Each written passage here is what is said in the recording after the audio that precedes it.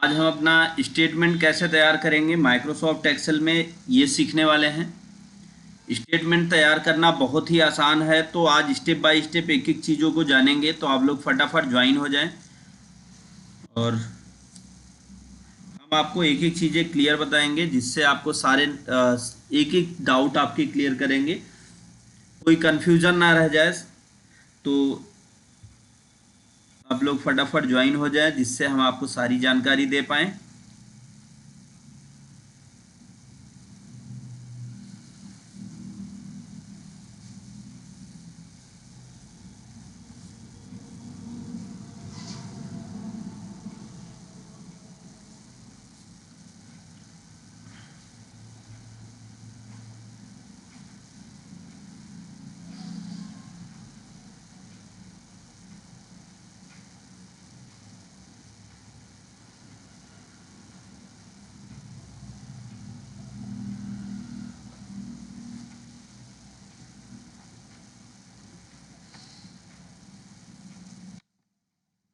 चलिए हम क्लास की शुरुआत करते हैं।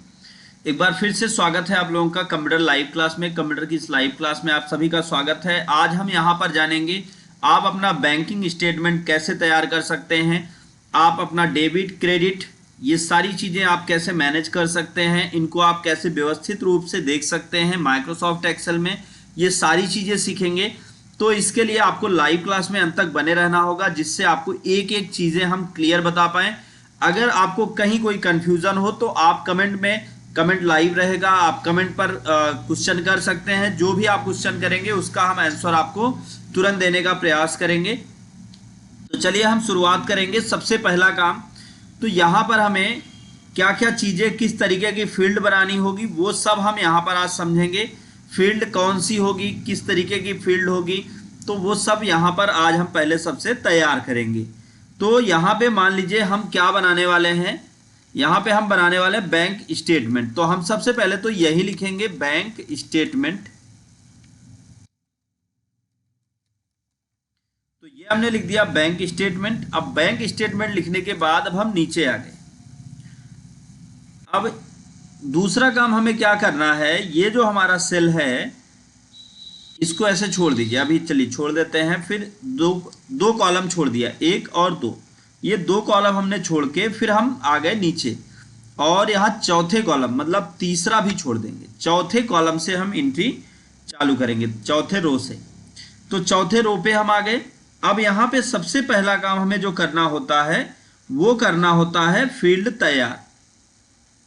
तो आप यहाँ पे सीरियल नंबर तैयार कर सकते हैं। सीरियल नंबर तैयार करने से एक बेनिफिट आपका ये होता है कि आपको प्रॉब्लम नहीं होती, आपको ये दिक्कत नहीं होती कि कितने ट्रांजैक्शन इस महीने किए गए, इसकी आपको दिक्कत नहीं होगी, आप काउंट आसानी से कर पाएंगे। उसके बाद दूसरा आप यहाँ पर जो तैयार करेंगे वो तैयार करेंगे आप डेट, किस तारीख को ट्रांजैक्शन हो रहा है। फिर यहाँ पे आप लिखेंगे ट्रांजैक्शन,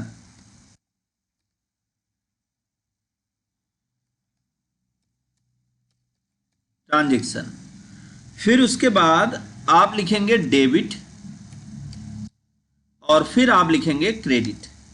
अब अभी डेबिट और क्रेडिट आपको समझाते हैं कि डेबिट क्या है और क्रेडिट क्या है, तो ये भी हम आपके क्लियर करेंगे। और लास्ट में हम लिखेंगे बैलेंस, बैलेंस। ये पूरा सेट हो गया। अब उसके बाद दूसरा काम हमें क्या करना है, यहाँ पे तैयार करेंगे हम जैसे आपका ओपनिंग बैलेंस और क्लोजिंग बैलेंस। तो ओपनिंग बैलेंस और क्लोजिंग बैलेंस हम कैसे करेंगे, ओपनिंग बैलेंस और क्लोजिंग बैलेंस के लिए हम यहां पे लिखते हैं ओपनिंग बैलेंस, ओपनिंग बैलेंस, और फिर नीचे लिखेंगे क्लोजिंग बैलेंस,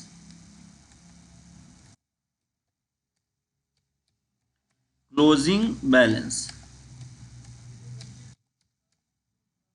यहां पे हमने लिख दिया ओपनिंग बैलेंस और फिर लिख दिया हमने क्लोजिंग बैलेंस। फिर उसके बाद अब हम यहां पे एक कॉलम को छोड़ेंगे और इस कॉलम पे हम आ जाएंगे। यहां पे लिख देते हैं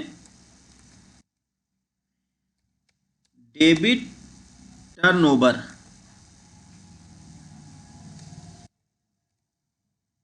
डेबिट टर्नओवर, और फिर नीचे लिखेंगे क्रेडिट टर्नओवर, क्रेडिट टर्नओवर। तो डेबिट टर्नओवर और क्रेडिट टर्नओवर यहां पे हमने बना दिया। अब हमें एक्स्ट्रा और कुछ करने की जरूरत नहीं है, थोड़ी सी फॉर्मेटिंग की जरूरत है। लेकिन एक बात का ध्यान दें कि जैसे आप ये दो कॉलम लेते हैं और ये दो लेते हैं, इसको आप मर्ज एंड सेंटर करेंगे तो ये बीचों बीच आ जाएगा। अब लिखने के लिए आपको जो चाहिए वो इसको थोड़ा आप बड़ा करेंगे, क्रेडिट को। फिर इसी तरीके से डेबिट टर्नओवर और क्रेडिट टर्नओवर को आप लेंगे, मर्ज एंड सेंटर करेंगे और फिर यहां पर इसको थोड़ा बड़ा करेंगे। अब ये जो हमने फील्ड्स बना रखी हैं, इन फील्ड में एक ही काम हमको करना होगा, क्योंकि ये फील्ड की साइज हमने छोटी ले रखी है। तो अब इन फील्ड की साइज हम थोड़ा बड़ा करेंगे। कैसे? बहुत सिंपल तरीके से हम इसको थोड़ा ऐसे बड़ा कर लेंगे, तो जिससे हमारे पास क्या होगा, जगह ज्यादा हो जाएगी।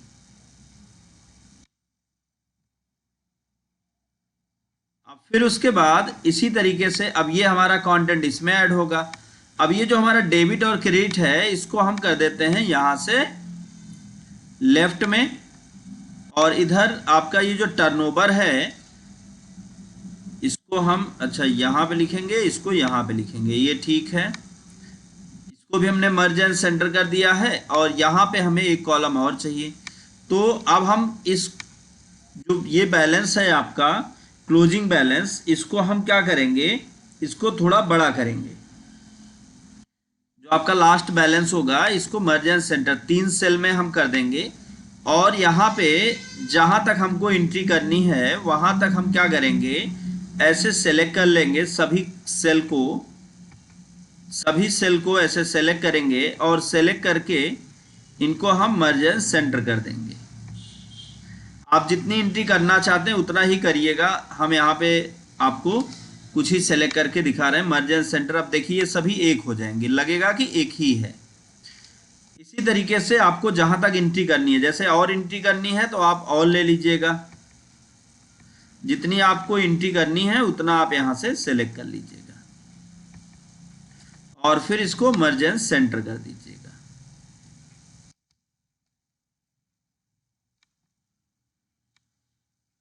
मर्ज एंड सेंटर। तो हम यहाँ पे मर्ज एंड सेंटर कर देते हैं, बस अब आज ज़्यादा नहीं करेंगे। उसके बाद यहाँ पे ये जो बैंक स्टेटमेंट है, बैंक स्टेटमेंट को सेलेक्ट करेंगे और इसको भी कर देंगे मर्ज एंड सेंटर, और यहाँ टॉप में इसको कर देंगे सेंटर। अब हम ये जो फील्ड्स हमने बनाई हैं, इन फील्ड्स को हम सेलेक्ट करेंगे और सेलेक्ट करने के बाद इनकी साइज को हम कर देंगे लगभग, मान के चलिए कर दे रहे हैं हम 14 कर दे रहे हैं, और इसको बोल्ड कर दे रहे हैं, या 14 ज़्यादा हो जाएगा तो 12 ही कर दीजिए, आपकी मर्जी, आप जो साइज़ करना चाहें।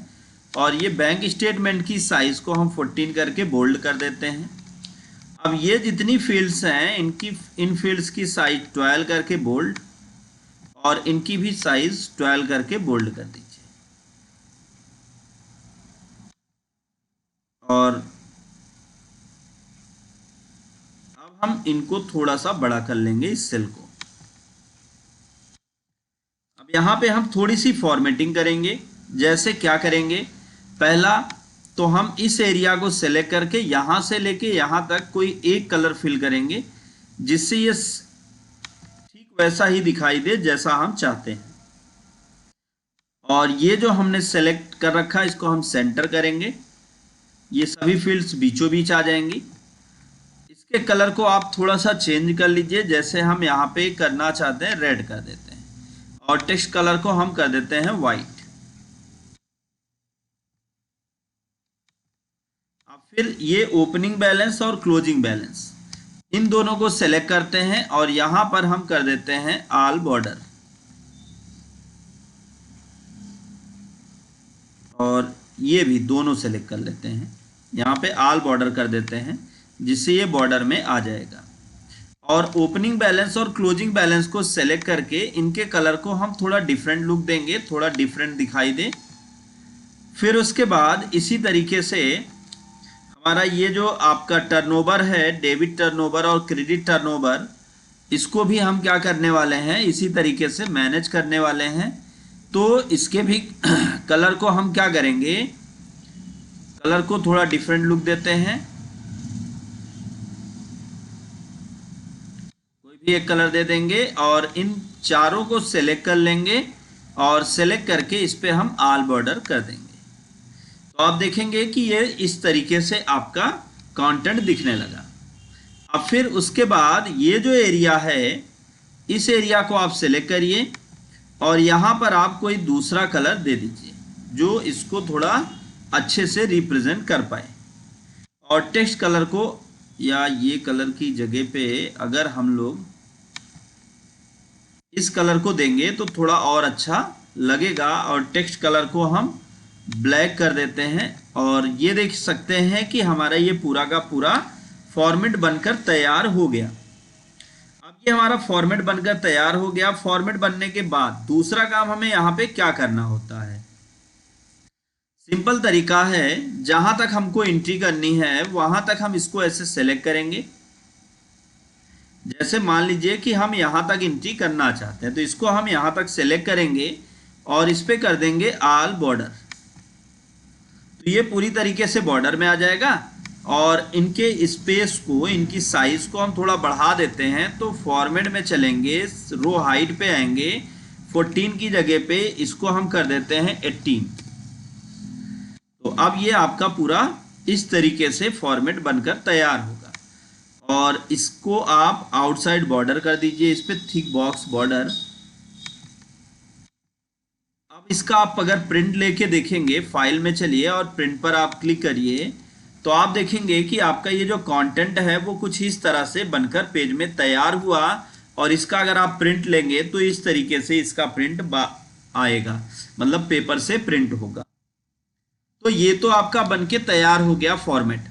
अब फॉर्मेट बनने के बाद कुछ लोगों को ये लग रहा होगा कि अरे इसमें अब क्या करना है, ये तो बहुत इजी है, ज़्यादा मेहनत नहीं करनी होगी, सिंपल वे में इसको हम एडजस्ट कर सकते हैं।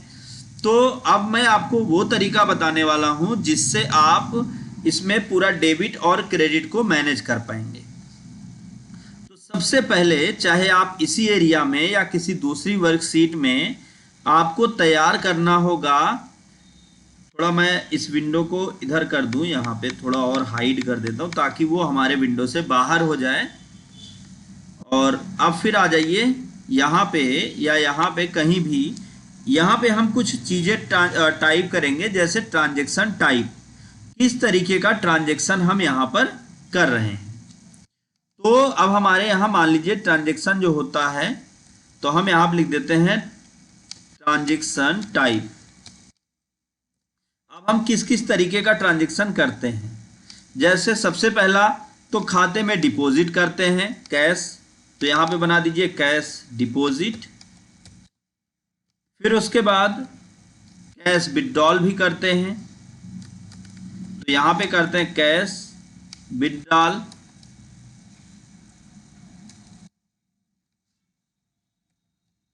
Cash withdrawal. फिर उसके बाद आप चेक से ट्रांसफर भी करते हैं, चेक ट्रांसफर, चेक ट्रांसफर। और अगर चेक नंबर है तो वो चेक नंबर भी लिख लेंगे, नहीं तो कोई दिक्कत नहीं है। फिर यहाँ पे फिर यहाँ पे करेंगे check deposit, check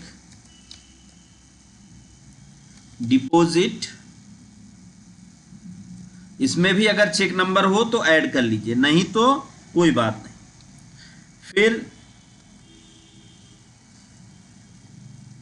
utility bill. अब यूटिलिटी बिल के अंदर जो आपके बिल वगैरह आते हैं वो सब होंगे, जैसे कोई बिलिंग आपने कराई या कुछ बिल कटा। फिर उसके बाद बैंक चार्ज। अब हम बैंक चार्ज को थोड़ा हाईलाइट कर देंगे, इसको हम कर देंगे बोल्ड। फिर ये पूरे को हम क्या करने वाले हैं, यहाँ पे ये जो हमारा ट्रांजैक्शन टाइप है यहाँ पे हम इसको ऐड करने वाले हैं। तो इसको हमने यहाँ से लेके यहाँ तक सेलेक्ट किया। सेलेक्ट करने के बाद अब हम आ जाएंगे डेटा टैब में। यहाँ पे डेटा वैलिडेशन ऑप्शन मिलता है, यहाँ वैलिडेशन ऑप्शन पर क्लिक करेंगे और फिर यहाँ एनी वैल्यू को हटा के लिस्ट करेंगे और सोर्स जहाँ लिखा है यहाँ पर आएंगे और ये जो बटन आपको दिख रही है इस बटन पर आप क्लिक करेंगे। अब फिर उसके बाद आपने जो एंट्री कर रखी है ट्रांजैक्शन टाइप की उसको आप सेलेक्ट करेंगे और सेलेक्ट करने के बाद एक्स्ट्रा आपको कुछ नहीं करना, सिर्फ ओके कर देना है। अब जब आपने ओके कर दिया तो आप देखेंगे यहाँ पे एक बटन बन जाती है और इस बटन पर आपको इस तरीके के सारे चार्जेस दिखने लगते हैं और देखिए सब पर ये बटन बन चुकी है। तो आप देख सकते हैं सब पे इसी तरीके से। फिर अब हम यहाँ पे एंट्री करना सीखेंगे कि किस तरीके से हम रिकॉर्ड की एंट्री करेंगे। तो सबसे पहला तो यहाँ पे मान लीजिए कि आपने पहला काम क्या किया,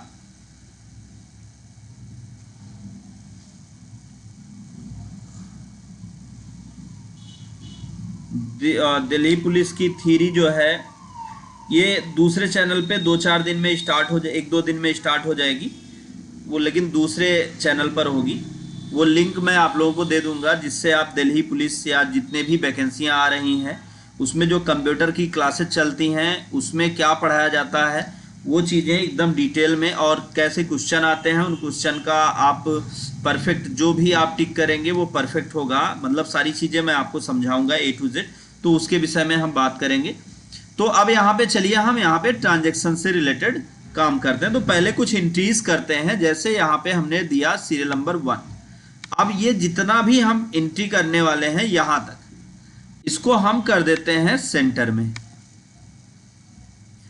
फिर उसके बाद बैलेंस जो आपका है बैलेंस को आप ऐसे ही रहने दें, लेफ्ट में ही इसको सेंटर की जगह पे इसको आप कर दें लेफ्ट और राइट में आएगा। अब यहाँ पे ट्रांजैक्शन, पहला ट्रांजैक्शन किस तारीख को हुआ। अब मान लीजिए कि आप इसी महीने का ही हिसाब रखने वाले हैं, तो आज है 22 तारीख और हम 1 तारीख से लेते हैं। तो हमने डाला 01/10 and 2025। तो अब हमने 1/10/2025 को ट्रांजैक्शन किया, क्या किया, कैश डिपॉजिट किया। कैश डिपॉजिट जब आप करेंगे तो डिपॉजिट, एक चीज समझिएगा ध्यान से कि कभी भी क्रेडिट जो होता है वो आपके खाते में बैलेंस होता है। तो अगर आप पैसा जमा कर रहे हैं तो वो कहाँ होगा, वो डिपॉजिट में होगा। तो अब यहां पर आते हैं और यहां पर कितना डिपॉजिट किया, मान लीजिए कि हमने किया यहां पे 5,000 या 50,000 जो भी आपने डिपॉजिट किया। अब बैलेंस में इसका बैलेंस निकल कर आए, तो बैलेंस कैसे निकालेंगे अभी वो हम बैलेंस देखते हैं। अब फिर उसके बाद दूसरा ट्रांजैक्शन हमने किया, डेट सेम यही डेट थी और इस दिन हमने क्या किया, चेक से ट्रांसफर किया। तो जब आप ट्रांसफर कर रहे हैं, इसको थोड़ा और बड़ा करें ताकि ये इसमें दिखने लगे, जब आप ट्रांसफर कर रहे हैं तो ट्रांसफर की खास बात ये होती है कि यहां से पैसा डेबिट होता है। तो ये जो एंट्री होगी वो एंट्री आप कहां लिखेंगे, डेबिट में लिखेंगे। तो जैसे ही यहां पे हमने लिख दिया कि मान लीजिए कि हमने कर दिया 40,000 ट्रांसफर। अब उसके बाद ये 40,000 ट्रांसफर कर दिया, फिर और क्या बचा हमारे पास, ये डेबिट 40,000 ट्रांसफर किया। तो अब यहां पे बैलेंस भी निकल के आ जाना चाहिए। बैलेंस कैसे निकालेंगे, बैलेंस निकालने का भी बहुत आसान तरीका है, वो भी हम जानेंगे। तो उसके लिए सबसे पहला काम हमें यहाँ पे जब हमें बैलेंस निकालना है, तो बैलेंस निकालने के लिए आप एक बात ध्यान दें, यहाँ पे जो आपका अमाउंट क्रेडिट हो रहा है वो क्रेडिट हो रहा है, इसका मतलब आपके खाते में पैसा जमा हो रहा है, और जो डेबिट हो रहा है वो आपके खाते से पैसा निकल रहा है। तो बैलेंस निकालने के लिए आपको यही चीज़ दिमाग में अपने रखनी है कि करना क्या होगा, डेबिट और क्रेडिट को, जो आपका डेबिट और क्रेडिट होगा उसको आप क्या करेंगे, यहाँ पे घटाएंगे या जोड़ेंगे। अभी आप इसको, मैं आपसे कहता हूँ कि इसको अगर आपको पेन पेपर से करना हो तो आप क्या लिखेंगे। तो पेन पेपर से करने में सिंपल तरीका है कि आपका क्रेडिट बैलेंस में डेबिट बैलेंस माइनस हो जाएगा। तो अब यहाँ पे हम क्या करेंगे, लिखेंगे equal credit balance minus debit balance, आप कर देंगे इंटर। तो ये आपका आ जाता है क्या, ये आपका आ जाता है ओपनिंग क्लोजिंग बैलेंस, ये आपका क्लोजिंग बैलेंस, और यही आपका ओपनिंग बैलेंस भी होगा। पहला वाला जो बैलेंस होगा वो आपका ओपनिंग बैलेंस होता है, और जो बाकी होंगे वो सभी आपके क्लोजिंग बैलेंस में इंटर किए जाते हैं, क्योंकि आपने जब खाता ओपन कराया, आपका खाता खुला, तो वो क्या होगा, वो आपका ओपनिंग बैलेंस होगा। तो यहाँ पे मान लीजिए कि हमने जो खाता खोला वो कितने से खोला, 50,000 से, तो वो हमने 50,000 से ओपन किया। अब यहाँ पर हम क्लोजिंग ओपनिंग बैलेंस कैसे निकालें। ओपनिंग बैलेंस निकालने के लिए सिंपल तरीका है, आपको इक्वल टाइप करना है और आपको फिर लिखना है ओपनिंग बैलेंस, जो आपका ये बैलेंस था। अब आप इंटर कर दें तो जो आपका ओपनिंग बैलेंस था वो यहाँ पर दिखने लगेगा। अब ये क्लोजिंग बैलेंस से क्या होता है, क्लोजिंग बैलेंस होता है, इक्वल करें और यहाँ जो लास्ट में बैलेंस निकल के आएगा, जो लास्ट में हमारे पास बैलेंस बचेगा वो हमारा क्लोजिंग बैलेंस होगा। तो अभी यहाँ पे क्लोजिंग बैलेंस 0 दिखा रहा है। डेबिट टर्नओवर क्या होता है, अब डेबिट टर्नओवर और क्रेडिट टर्नओवर ये हम समझते हैं सिंपल तरीका कि जितना पेमेंट आपके द्वारा किसी को भेजा जा रहा है वो आपका डेबिट टर्नओवर होगा, और आपके खाते में जितना जमा हो रहा है वो आपका क्रेडिट टर्नओवर होगा। अब डेबिट मतलब, डेबिट का मतलब खाते में पैसा जमा हो रहा है कि या निकल रहा है। अब ये समझते हैं, डेबिट का मतलब ये होता है कि पैसा आपके खाते से निकल के कहीं और जा रहा है। इसका मतलब ये है कि पैसा आपके पास अब नहीं है और वो पैसा किसी दूसरी जगह पे चला जा रहा है। तो ये हो जाता है आपका डेबिट टर्नओवर। और फिर उसके बाद क्रेडिट टर्नओवर में सिंपल है, वह पैसा जो आपके खाते में जमा हो रहा है वह पैसा क्रेडिट टर्नओवर होगा। तो आइए हम डेबिट टर्नओवर और क्रेडिट टर्नओवर निकालते हैं। तो इसके लिए हम इक्वल करेंगे। सबसे पहले फार्मूला जो लगेगा सम लगेगा, इक्वल सम, फिर ब्रैकेट ओपन करेंगे। देखिए मैं बहुत सिंपल तरीके से आज पूरा का पूरा ये डिफाइन करने वाला हूं, सम, फिर उसके बाद पहले सेल का नाम, इस सेल का नाम है D5, तो D5, फिर हम देते हैं कॉलन, कॉलन लगाएंगे। कॉलन लगाने के बाद अब हम लास्ट सेल का नाम लिखेंगे और लास्ट सेल का नाम होगा D18 और ब्रैकेट क्लोज करके इंटर करेंगे तो ये निकल के आ जाता है आपका डेबिट टर्नओवर। और क्रेडिट टर्नओवर कैसे निकालेंगे, सिंपल तरीका, अभी मैं आपको यहाँ पे दिखाऊंगा कि किस तरीके से आपका क्लोजिंग बैलेंस और A to Z सारी चीजें ऑटो अपडेट होंगी, एक्स्ट्रा आपको कुछ नहीं करना होगा। अब यहाँ पर हम क्या करने वाले हैं, आपका क्रेडिट टर्नओवर लेने वाले हैं। तो इक्वल सम, ब्रैकेट ओपन और फिर फर्स्ट सेल का नाम, या आप ऐसे क्लिक करके यहाँ तक आप ड्रैग करें और ब्रैकेट क्लोज करके आप एंटर करें। तो अब आप ये आपका हो जाता है क्लोजिंग बैलेंस, तो सॉरी क्रेडिट टर्नओवर, आपका ये डेबिट टर्नओवर और ये क्रेडिट टर्नओवर। अब क्लोजिंग बैलेंस कैसे निकालेंगे वो अभी हम देखेंगे, लेकिन उसके लिए सबसे पहले थोड़ी एंट्री हम यहाँ पर और करते हैं। फिर तीसरा ट्रांजैक्शन हम करते हैं, ये कितने तारीख को हुआ, फिर 10/10/2025 को ये ट्रांजैक्शन हुआ।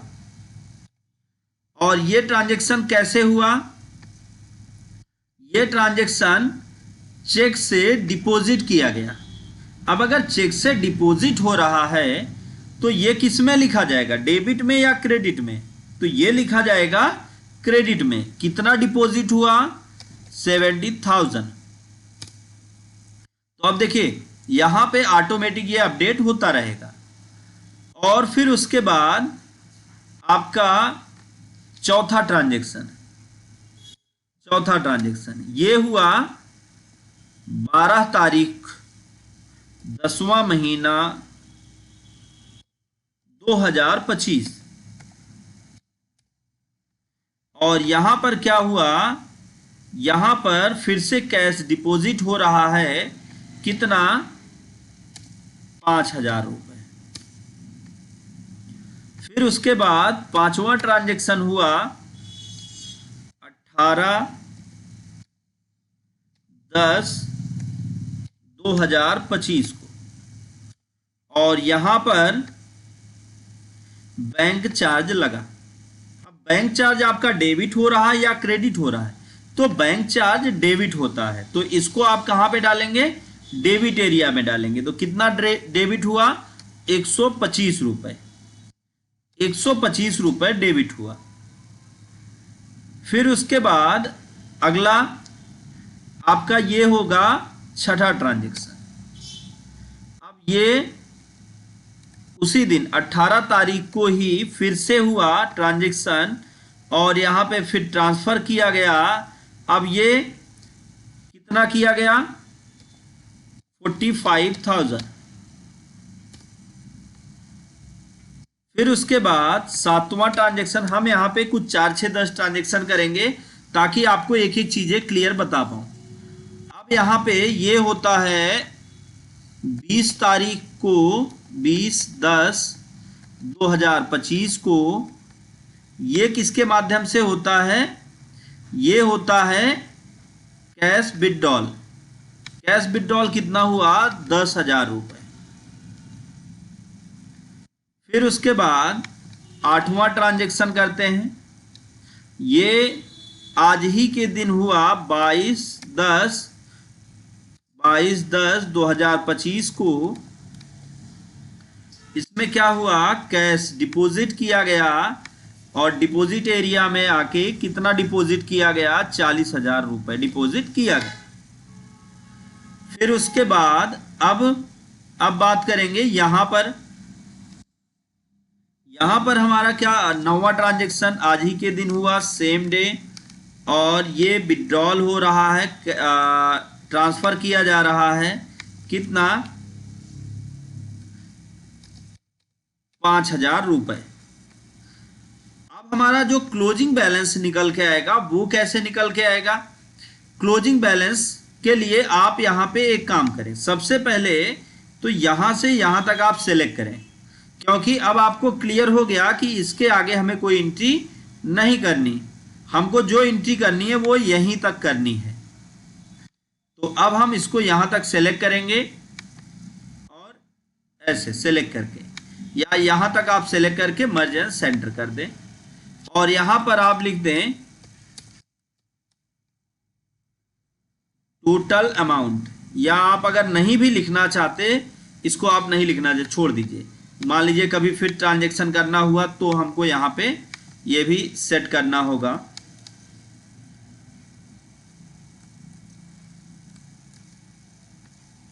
तो इसको ऐसे छोड़ देते हैं। अब फिर यहाँ पर आएंगे, और यहाँ पर हम निकालेंगे आपका जो टोटल बैलेंस है।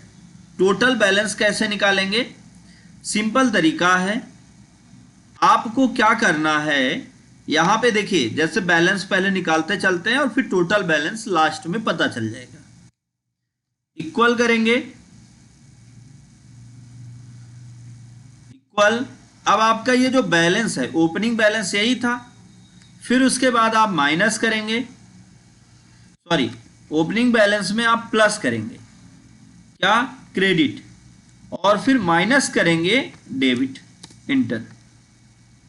फिर उसके बाद आपको अगला क्या करना है, फिर से इक्वल करना है। इक्वल करने के बाद अब आपका ये बैलेंस है, अब इसको आप प्लस करेंगे, किससे, इससे, और फिर माइनस करेंगे डेबिट।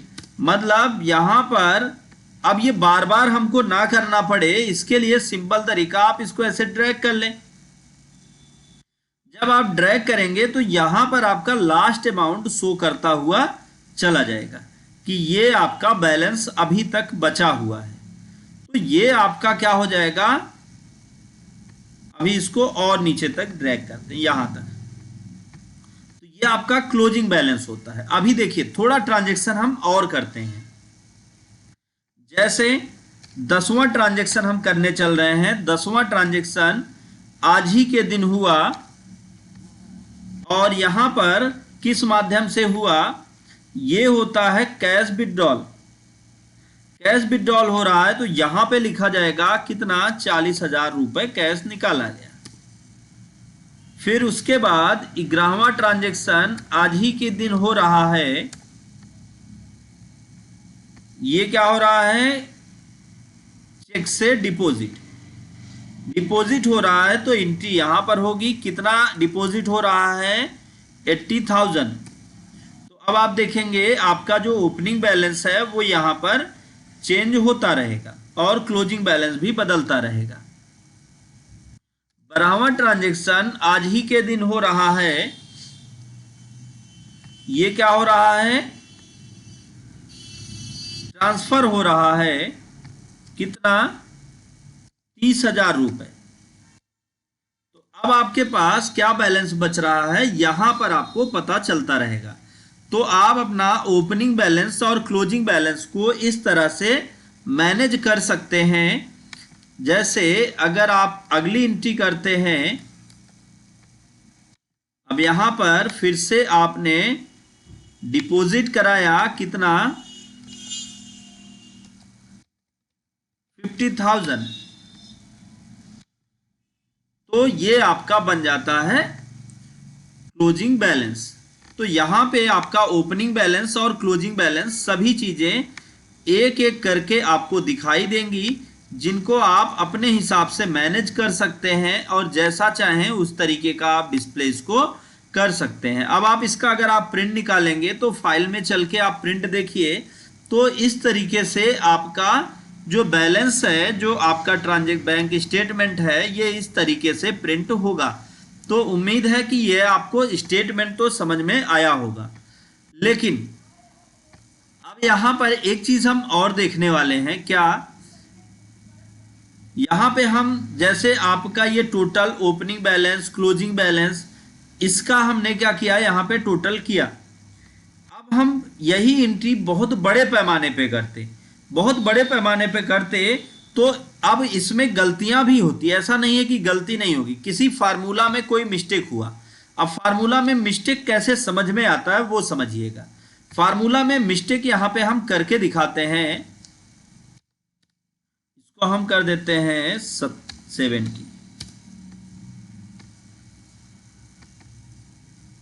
या ऐसे ही कुछ गलती हम यहां पे कर देते हैं। अब एक गलती यहां पे होने की वजह से ये देखिए आपका कंटेंट सही नहीं दिख रहा है। आपने क्या किया था, आपने कॉमन फार्मूला यूज किया था, लेकिन अब आपने फार्मूले में थोड़ी सी गलती की, जिसकी वजह से यहां पे आपका रिजल्ट आना बंद हो गया। या कभी कभी रिजल्ट भी आता है, कभी कभी रिजल्ट भी आता है, फिर भी कहीं ना कहीं एरर शो करता है। वो एरर कैसे दिखेगा, मैं थोड़ा सा जूम को बड़ा करूंगा तो आपको समझ में आएगा। जब भी फार्मूला में एरर होगा, फार्मूला में गलतियां होगी, तो आप फार्मूला जहां पे इंटर किया गया है वहां पे आप कॉर्नर पे जब जाएंगे तो देखेंगे कि एक ग्रीन कलर का टैग आपको बाएं किनारे ऊपरी हिस्से पर ग्रीन कलर का टैग आपको दिखाई देगा। तो इस टैग से ये हमें पता चलता है कि हमारा ये जो कंटेंट है वो इस तरीके से, मतलब जो फार्मूला इसमें ऐड किया गया है वो फार्मूला में कहीं कोई मिस्टेक है। तो फार्मूला में अगर गलतियां होंगी तो इस तरीके से एरर आएगा। तो अब फार्मूला की गलतियों को कैसे तलाशें और कैसे उसको ठीक करें, उसके लिए हम चलेंगे फार्मूला टैब पर। यहां पर एक ऑप्शन मिलेगा एरर चेकिंग। एरर चेकिंग पर क्लिक करेंगे तो आपके सामने एरर चेकिंग का ऐसे बॉक्स आएगा, और ये बॉक्स तब आता है जब फार्मूला में कोई गलती होती है।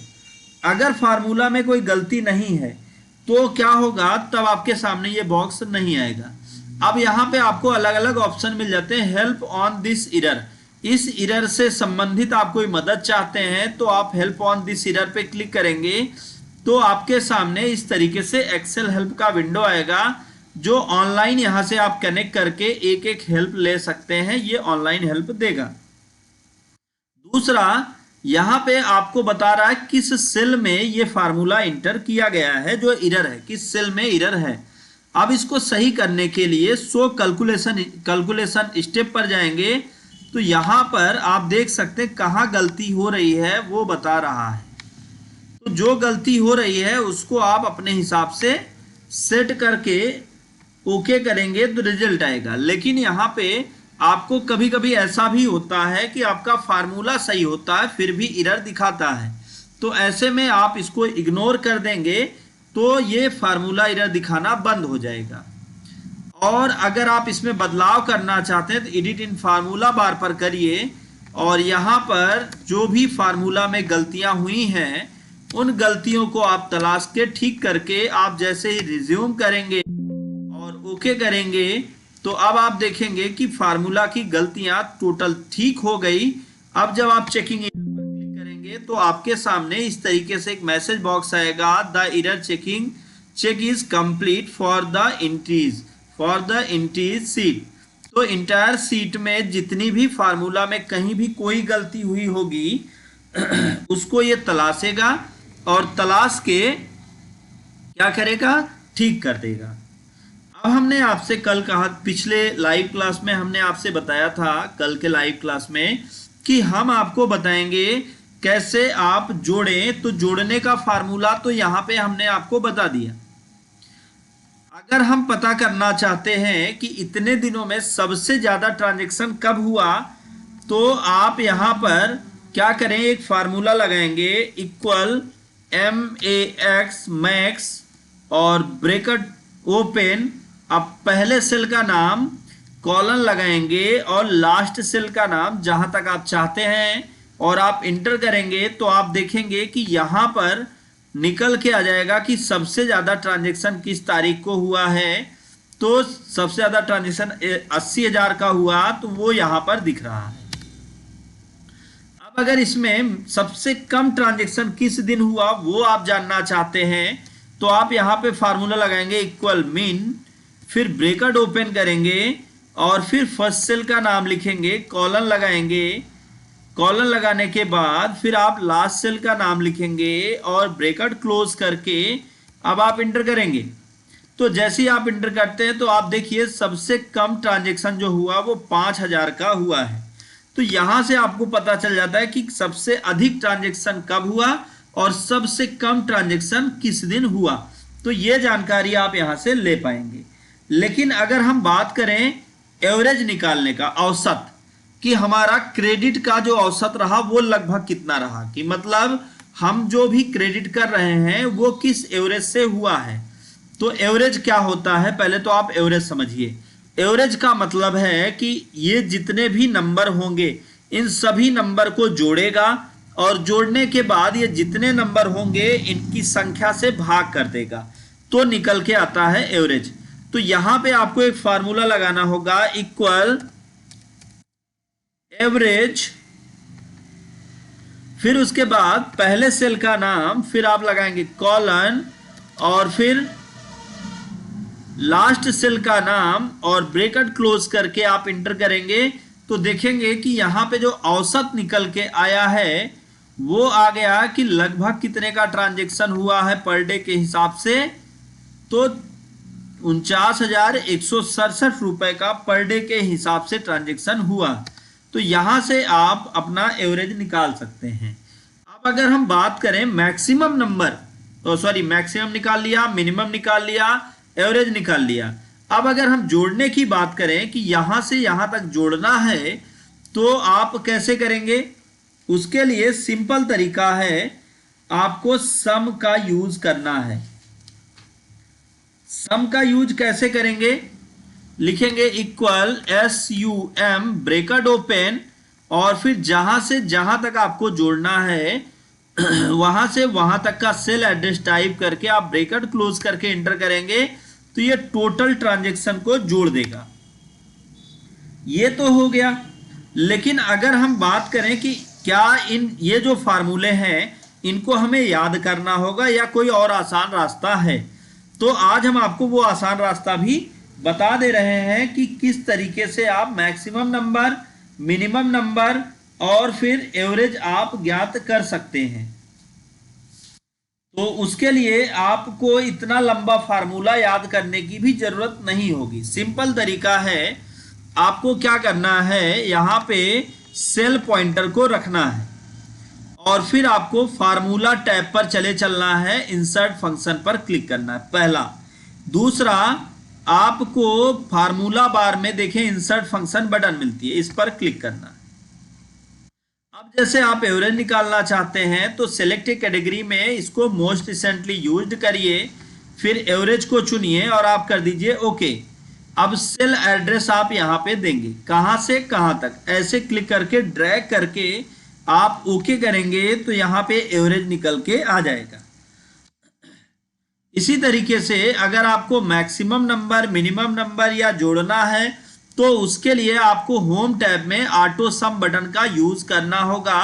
यहां से भी आप इस काम को कर पाएंगे, सिर्फ आपको यहां पे सेल एड्रेस देने की जरूरत होगी और ये बहुत आसानी से रिजल्ट आपके सामने आ जाएगा। तो उम्मीद है कि आपको अपना ये बैंक स्टेटमेंट बनाना समझ में आ गया होगा स्टेप बाय स्टेप, और साथ साथ मैंने इसी बैंक स्टेटमेंट में अलग अलग तरीके से भले ही बताया, लेकिन वो एवरेज, मैक्स और मिनिम को निकालना और जोड़ना, इतनी सारी चीजें मैंने आपको सिखाई। अब हम बात करेंगे, आज की क्लास को हम यहीं पर रोकेंगे, लेकिन नेक्स्ट क्लास का मैं आपको बता दूं कि नेक्स्ट क्लास में हम आपको क्या पढ़ाने वाले हैं। सबसे पहले तो जो आप सेल एड्रेस टाइप करते हैं, जैसे इक्वल सम ब्रैकेट ओपन और यहां से यहां तक का आप सेल एड्रेस टाइप करके ब्रैकेट क्लोज करके इंटर करते हैं, तो हम नेक्स्ट लाइव क्लास में बताएंगे कि आपको सेल एड्रेस लिखने की कोई जरूरत नहीं पड़ेगी। आप कोई टेक्स्ट या बिना सेल एड्रेस लिखे कोई नाम या कुछ भी लिखकर आप इंटर करेंगे तो ऑटोमेटिक वो जोड़कर दे देगा।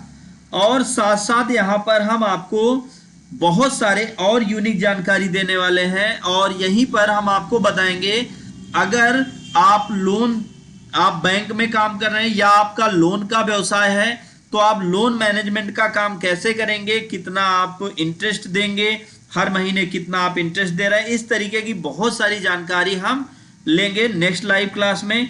तो आज की क्लास हम बस यहीं पर स्थगित करेंगे और आप लोगों से एक ही निवेदन है कि इसको ज़्यादा से ज़्यादा लोगों तक प्रमोट करिए ताकि वो लोग भी नॉलेज ले पाएँ और सीख पाएँ, क्योंकि ये फ्री की क्लास है। फ्री की क्लास जो है, फ्री में अगर कोई नॉलेज किसी को आप देते हैं तो वो उसके लाइफ में कुछ बेहतर लाता है। तो आपसे यही निवेदन है कि ज़्यादा से ज़्यादा लोगों तक शेयर करें ताकि उनको भी नॉलेज मिल पाए। तो thank you so much live class में अंत तक बने रहने के लिए।